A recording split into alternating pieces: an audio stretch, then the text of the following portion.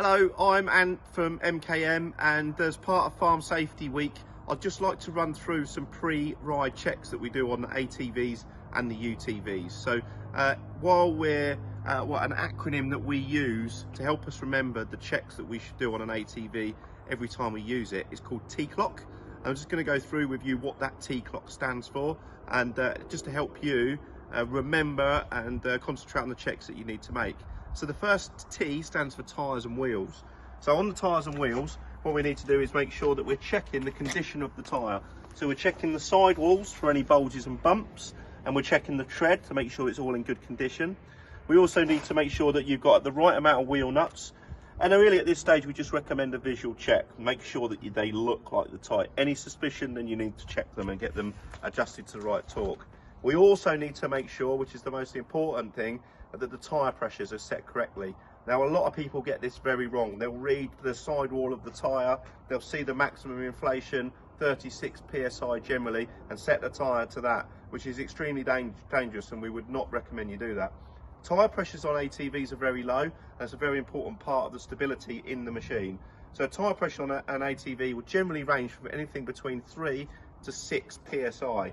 Now, on every ATV, on the rear left wheel arch there's a sticker which will state what the tyre pressures are. Now, whether it's a Honda, Suzuki, Yamaha, Polaris, Can-Am, CF Moto, Kymco, hope I haven't missed any, whatever it is, it will have a sticker in that position.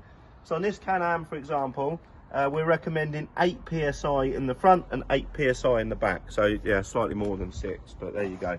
So it's but it's very, very low. So that's the T. The first C in the T-Clock is controls and cables. So we're checking generally around the handlebar area. First thing to check is that the throttle returns. You want to make sure it snaps back and it makes a noise like that.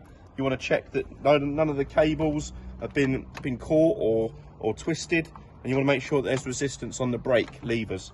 This one's got a combined braking system, but you want to check all of your levers and your foot pedal. Make sure you can feel some resistance. Then we're moving on to the L, which is lights and electrics. So we want to check through the headlights, the tail lights, make sure that all works correctly. Also important to check is your engine stop switch. So start the engine, make sure that the ignition turns on, make sure that the start and stop switch, kill switch works.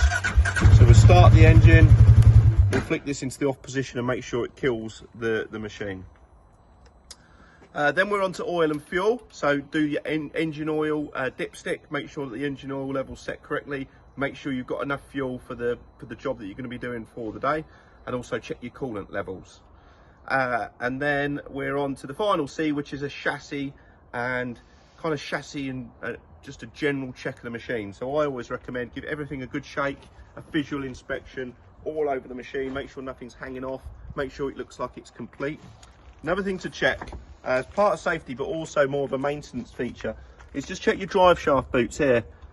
So these rubber boots on the drive shafts, now you could have these, you will have these on the front, you could have some on the back depending on the setup that you got. You want to make sure you've got no rips or splits in there, because if you have, it's going to wear the shaft out and it's going to cost you a lot of money to change one of those shafts.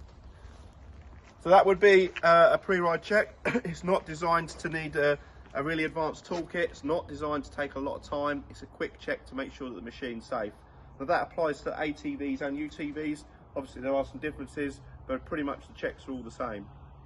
So that's it for me. Just want to make sure that you have a real happy and safe riding and driving of your ATVs and UTVs.